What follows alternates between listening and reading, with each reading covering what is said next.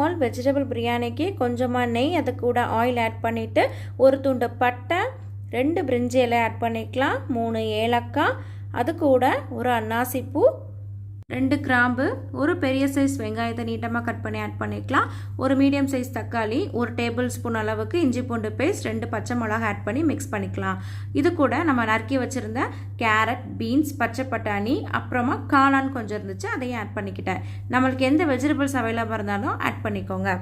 இது கூட கொஞ்சமாக சால்ட் ஆட் பண்ணிவிட்டு மிளகாய்த்தூள் 1 டேபிள் ஸ்பூன், மல்லித்தூள் 1 டேபிள் ஸ்பூன், கொஞ்சமாக garam masala 1/2 table spoon add பண்ணிக்கலாம். சீரக சம்பா ரைஸ் தான் எனக்கு எடுத்திருக்கோம்.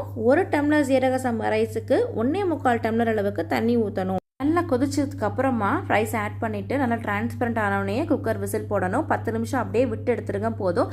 விசில் இடையில வந்தாலும் நோ ப்ராப்ளம். அதுக்கப்புறமா எடுத்து பார்த்தீங்கன்னா சூப்பராக குழையவே இல்லாமல் இருக்கும். கண்டிப்பாக ட்ரை பண்ணி பாருங்கள்.